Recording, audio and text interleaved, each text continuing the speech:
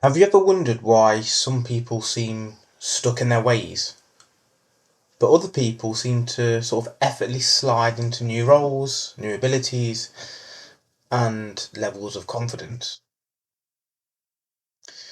What if I told you that the expectations you place on people, consciously or unconsciously, are actually shaping who they become?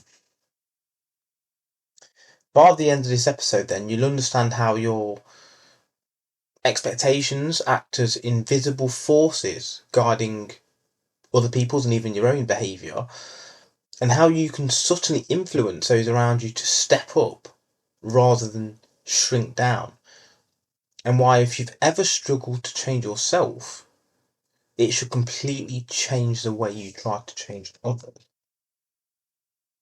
This isn't just a theory. I'll give you practical, real world examples you can try today to prove just how powerful this is. People conform to what you say about them. Not sometimes, not occasionally, almost always. And if you don't believe me yet, I guarantee by the end of the episode you will. Let's start with a simple truth. People want and they need to be consistent with their identity. But here's the twist. Most of the time, their identity isn't even something they consciously choose. It's given to them by their parents, their teachers, their peers, and yes, by you. And whether that identity is empowering or limiting depends on the messages they've been receiving and what's attached to them. There's an old study in psychology where researchers randomly selected students and told their teachers that these kids were gifted. These students weren't actually any different from their classmates, but because their teachers believed they were exceptional, they treated them differently, challenged them more, gave them more encouragement, told them they were gifted, and obviously had higher expectations for them. By the end of the year, these students had actually outperformed their peers. Just let that sink in for a second. The expectations of them had meant they had delivered on those expectations. They didn't start off special. They didn't suddenly gain IQ. But the way that others saw them changed, and they rose to meet that expectation. Now imagine the opposite. Imagine a kid being told that they're not good at maths. They might try once or twice, but because they have been told they're not good at maths, they think, well, why bother trying? It's not just children though, it happens everywhere. Workplaces, friendships, relationships. If a boss sees an employee as unreliable, they'll stop trusting them with the important work. That employee picks up on it, starts disengaging, and sure enough becomes more unreliable. If a partner sees their significant other as emotionally distant and starts treating them as such, they reinforce the very behaviour they dislike. Expectations then don't just predict behaviour, they create it. What about the perpetually late friend? We all know someone who's late.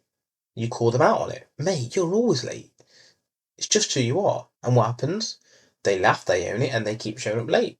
Now, what if instead, the next time they arrived even slightly earlier than usual, you said, wow, you're really making an effort to be on time?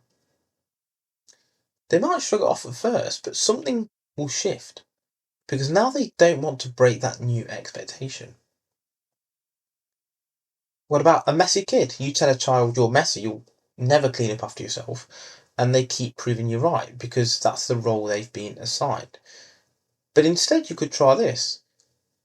I thought you were a clean person. I've seen you keep things tidy before. Or maybe something even better. Hey, thanks for keeping things so clean today. The child will want to match that expectation, even if they weren't clean before.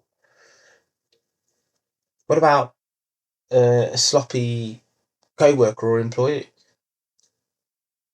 if they are told you'll never take initiative, they start believing that they need to be told what to do. Instead, what about saying, I've noticed recently you've been really stepping up to the plate. Keep that up. Even if the employee hasn't really stepped up, they'll start finding ways to lean into that role because people want to be consistent with who they believe they are. Changing yourself is hard, isn't it? Now let's bring this back to you. If you've ever tried to change yourself, you'll know how it's like the Sisyphus pushing the boulder uphill, the myth of Sisyphus. But if you realise how hard it is to change yourself, you realise how much even harder it is to change other people. But we can do it. The brain hates change. It's wired for efficiency, and efficiency means running on autopilot a lot of the times. So when you try and wake up earlier or eat healthy or break a bad habit, your brain resists. Not because you don't want to change, but because change requires effort. If you, the only person you have full control over, struggles to change yourself, what makes you think you can just demand change from others and expect it to work? This is why forcing people to change rarely works, but guiding them through expectations, that's a whole different game. What about the invisible mirror thought experiment?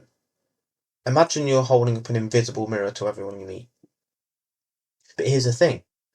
The mirror doesn't reflect who they are. It reflects who you expect them to be. If you hold up a mirror that says you're unreliable, they'll keep proving you right. If you hold up a mirror that says you're a natural leader, watch them start stepping up. So here's the question. What kind of mirror are you holding up for people in your life? So there's a few little other experiments you can try today. The first is the compliment test. Find someone in your life who lacks confidence or some sort of skill. Over the next week, compliment them on something, or compliment them rather on something they don't even see in themselves yet. Watch how they start acting differently. Oh, that chicken was brilliant, mate. Oh, you're really starting to get better at football or judo or, whatever else it is. I've really noticed you looking better, you're dressing better. Your hair looks great, your beard looks great, whatever. You'll notice they will do more of that. What about the identity shift? Next time someone does something even slightly better than usual, reinforce it. If they're usually messy but tidied up, I knew you were clean. And you're trying to shift their identity, and you'll see them do it more. What about the reputation experiment? If you want someone to change, start talking about them if they have or are already like that. Not to their face, actually, but you do it around them so they hear you talk to others about them in that way. They might overhear you say, yeah, he's been super disciplined lately, and they'll live into that. So there is a hidden power that you hold. People become what you say they are. Your words create the reality they step into. If changing yourself is hard, changing others is even harder, but expectations can guide that behaviour. Use the mirror effect and show people the identity you want them to embrace, and they will. You have more power than you think, and use it wisely, but you need to understand the mechanics of this. Yes, someone might be a certain way, but the whole point is to try and change them. You have to believe in someone. You have to show them the self that they can become. And look, we're not just talking about other people here. We're talking about yourself too.